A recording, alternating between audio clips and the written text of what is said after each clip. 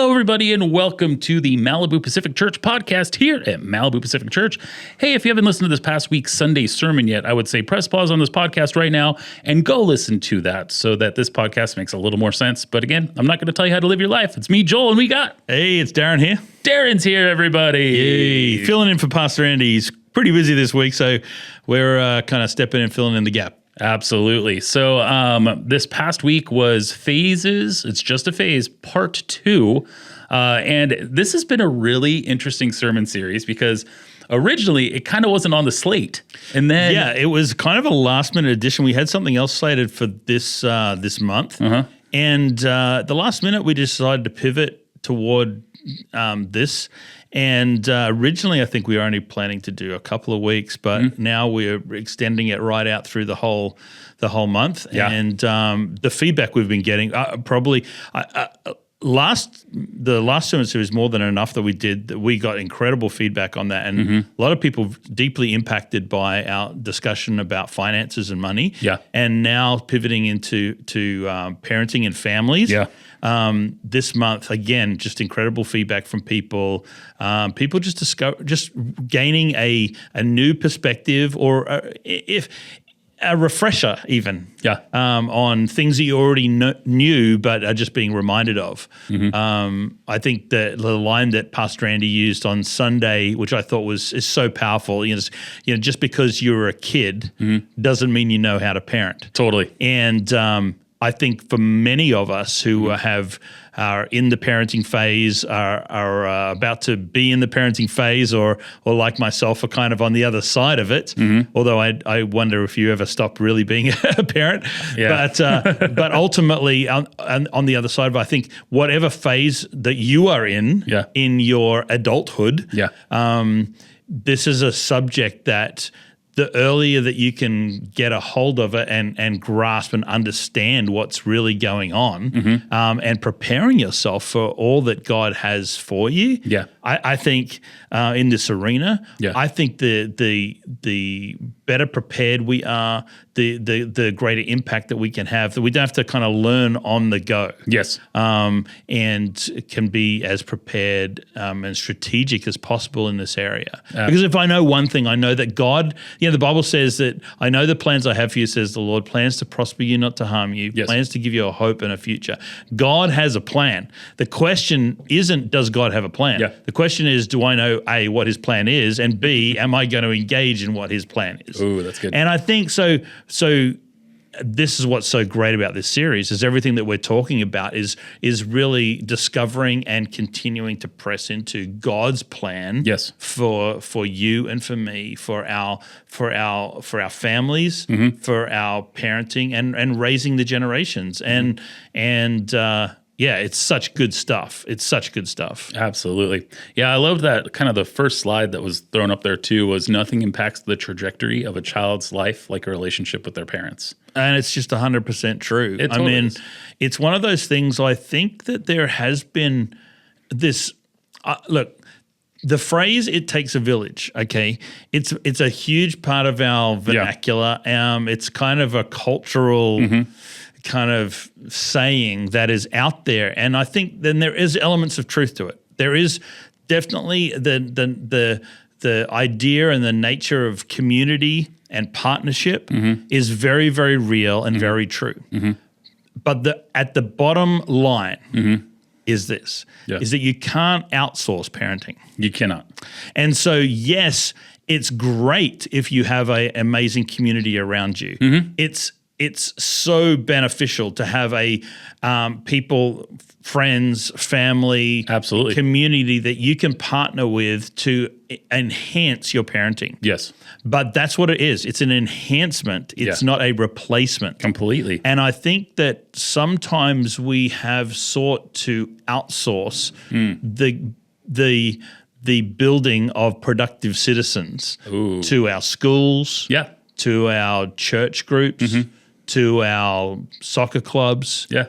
Like, hey, I'll send my kids to sports so that they'll learn discipline. Yeah. Well, how about they can learn discipline in your home? Rather than like, the coach can be the bad guy. Yeah. And so I don't have to be. Well, no, that's not going to work. Yeah. And I think that there is potential for us to outsource so much of the responsibility and the role of great parenting. Yes. So that we can just be fun and giggles at home and think that that's going to produce something. It just really isn't. And I think, look, if you talk to teachers, you talk to coaches, talk to people that are on the coalface of those on that side of it. Talk to Sunday school teachers even. Yep. And people who have been doing it, say, for 20 or 30 years, and they'll tell you that there is a marked difference between the nature of the kids that they are working with, the level of personal discipline that those children come into their environments with has shifted greatly over the last 20 or 30 years. Yeah. Whereas they're having to do a lot of heavy lifting that they'd never used to have to do. And it's not fair because that's actually, A, it's not their job. Yep. And B, it doesn't actually benefit the child at all. It makes something that should be fun not fun anymore. Agree. No Sunday school teacher wants to be trying to discipline a child in a classroom setting. That no teacher. That's not what they didn't get into teaching to discipline. Yes, they got into it because they wanted to. They love children and they wanted to instill great principles and educate them with information. Yep. Not try to not be responsible for their character development. And I think we've outsourced so much of that, or we've attempted to, and it's made life difficult. It's why it's difficult for our state to find good teachers or people that want to go into education. Totally. Like if I'm honest, I said to you like 10 worst jobs, like middle school teacher would probably be right up there. You know what I mean? Like, Totally. I literally can't think of too many things worse. LAX bus driver. Yeah, maybe that. yeah, or anything at LAX to be honest. But I mean it because all I can think of is, those kids are just going to be little terrorists. Yep. And I'm just in a hostage negotiation every day. Every single day. And that's, so. Yeah, I recently was talking with a parent, and we had the senior prank went out of hand, at Malibu High School this year. There was a lot of damage and things happened. And I was talking to the parent, and the parent was like, well, because there's about 60 plus people involved, right? Like, well, that just shows you how terrible the leadership is at that school. And I was like, just what? And I had to pause, and I thought they were like punking me. I was like, no, but they were serious. They were like, no, it's their job to make sure those things don't happen.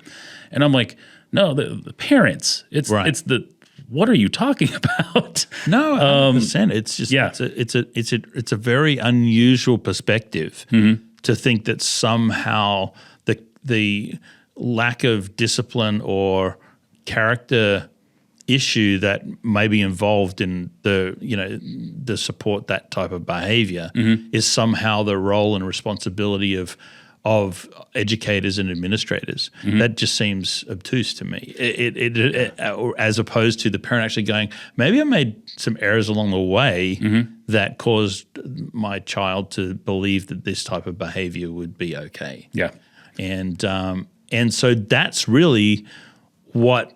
When we talk about parenting, when we talk about partnership, I think one of the things that Pastor Andy's been so good at outlining is, hey, look, you guys got these kids for 3,000 hours a year.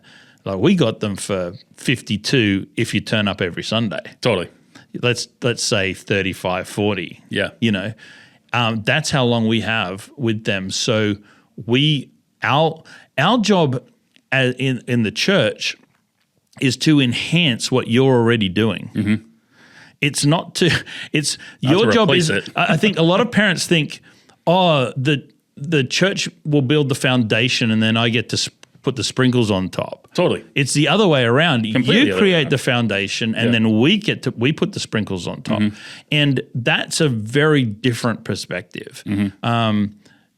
Our job, our desire is to come alongside you as a parent and to help you with what you're doing. Yeah. Not for you to come alongside us and help us.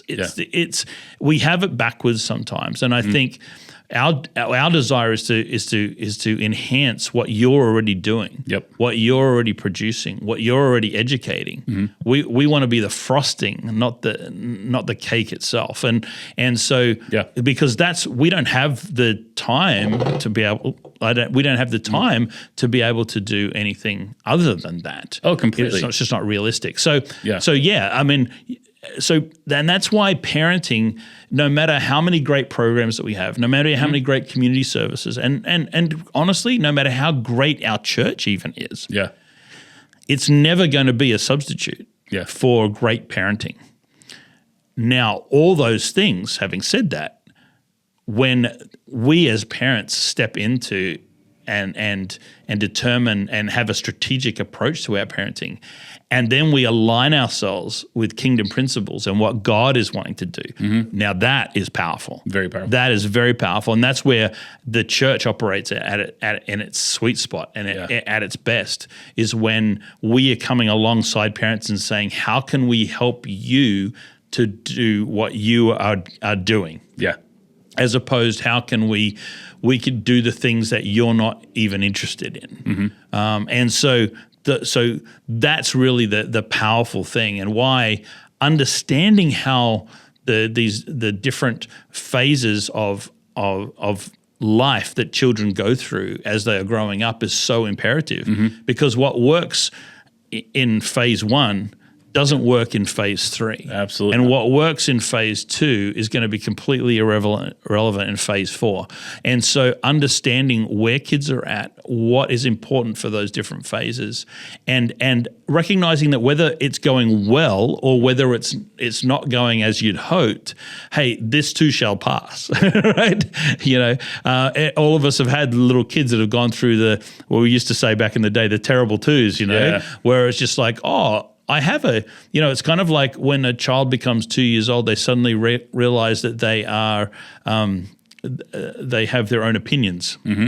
And once they realize they can verbalize it, when as soon as the child learns to say no and what that means, it's like it becomes their love language. Absolutely. and so, but it's very rare that you will meet a 16-year-old that's still operating like a 2-year-old. This too shall pass. They will grow out of that phase.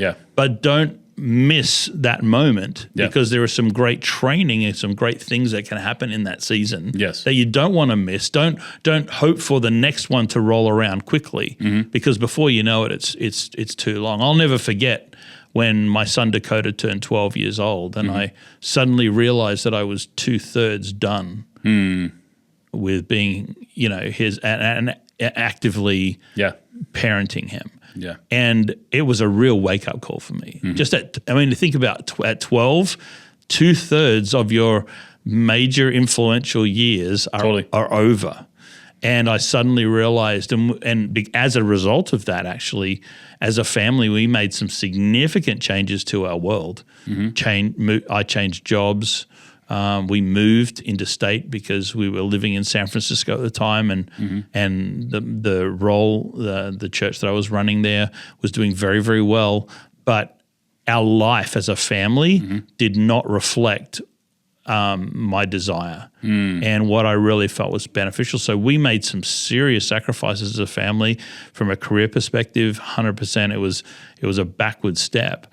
But for our family, I knew that I had limited time. There was going to be time after my kids had grown up that I could pursue career things, but I needed in that season. It was important for us to make some changes, and so we did, and we moved up to the Pacific Northwest, and our life changed. But it was really a byproduct. It was really a conversation that Brie and I had, realizing that we were 2/3 done with our son, and we wanted to give those last third the best fighting chance that we could. Absolutely. And and it required sacrifice. It required making changes. It required taking steps backwards, but in other areas in our life. But I would never trade that for anything, and it produced incredible outcomes for us as a family. Absolutely, yeah. So parents and parent figures, don't give up that foundation. I know being a youth pastor for almost 15 years, one of my favorite sayings that we said to the parents all the time was, "We're not a dry cleaning service." 100%. So don't forget about that. And then, okay, so Andy then went into experience rich, but relationship poor. And I have experienced this at being a youth pastor for so long, where a kid would be given keys to the kingdom, basically, but not really know their parents. And I think that was one of the things that you can give your kid everything. You know, there's kids are like, yeah, I went to Paris, but not without my parents. I did this thing and went that, blah, you know, it was cool, but didn't really know their parents because their parents were super busy, you know, for whatever reason. But I really, really resonated with this, with the experience rich, but the relationship is poor. Yeah. Because you really have to flip that. The relationship is where it's at, and the experiences flow through that relationship. Yeah, and relationship takes time. Completely. I think I've said it before on the podcast, but you know, there's no such thing as quality time without quantity time. Yeah. And I certainly think when it comes to parenting, this is 100% true. Like you can't just switch on a light and say, okay, sweetie, we're going to have quality time right now. Totally. You've got to have quantity time. And then in that quantity time, you find the moments to have quality moments. Absolutely. And this is really where I think there is a real shift that has happened over the generations where our families have become where family used to be a group of people that all participated together to produce an outcome. Whereas now I think modern families have become, there's two parts of a family. There is the facilitators, the parents, and then the consumers, the children. And so now parents have just become facilitators of children's needs, wants, and desires.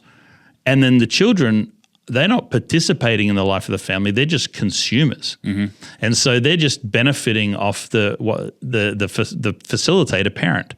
And this is so different to how the ancient world used to operate. If you think about it, like Jesus, what was his trade? He was a carpenter. Why? Is because his father was a carpenter. Yeah. So when Jesus was being raised by Joseph and Mary, he was a participant in the family life. He participated in chores. He did all kinds of things and learnt a trade. Who taught him? He didn't go to a school. His father taught him how to be a carpenter, right? And so you think about all that influence and all that time spent and all those conversations and all that relational dynamic that's all happening and now all of those things we've outsourced. You know, we get prepackaged food brought to our house. We have we have people that come and clean our homes and take care of the chores that we don't want to do so that we have more time to fill up with extracurricular activities. Failing to, and then we outsource the education of our children, we outsource their careers, all those types of things. And I'm not saying any of that's bad, and I'm not saying that your children not having to do what you did isn't a good idea. I think that's definitely beneficial to society as a whole. But I think the general principle is in ancient times there was a lot more time spent with the older people training the younger people within the context of a family. And a lot of that has gone by the wayside. And I think we're worse off for it. I think whereas in ancient times, once you were old enough to do a chore, you became an active participant in the facilitation and maintenance of a family. Whether you were 4 years old and it was collecting some firewood or whatever, or doing whatever, everybody had roles, everybody had responsibilities that made the unit of family function effectively. And now we have really become facilitators versus consumers, and it's not working out the way we'd hoped. And I think that there is an opportunity for us to make a change in that. Absolutely. And I think if we take advantage of that, see that God has a greater plan, I think we can produce far better citizens than we ever have, and people that not just see the world as being something to be for my benefit, but something that the world is. You become a productive citizen when you believe that the world is better off because you're in it, as opposed to I'm better off because of because of what the world can give me. Yes. And I think that's really a shift in perspective that has to be made at a family level. Yeah. And we get to do that every day with our children. Absolutely. Well, we're only session 2 into phase. It's just a phase, and we're going up on session 3 and 4 here, coming up here on Sundays at 9:30 and 11 o'clock on site and online here at Malibu Pacific Church. And if you have any questions, comments, concerns, or hand gestures about any of the sermons that are coming up or past sermons, love to answer them here on the podcast with Darren and Amy and Andy. And it'll be really, really great. So come up with those questions. Send them to me, Joel, Joel, at MalibuPacific.church. Joel, Joel, at MalibuPacific.church. And if you haven't hit that subscribe button, please hit that subscribe button right now. And then click that share button with somebody who needs to hear this podcast. Also, click the share button from this past week's Sunday sermon and part 1 as well, because it's hard to be a parent. It is. And we want you to get it right. And we want you to get a win. So share that with the parent. Share that out there, because one text and one share can change somebody's life. So with that said, thank you for tuning in to the Malibu Pacific Church podcast, and we'll see you again next week here on the podcast channel. See you, everybody.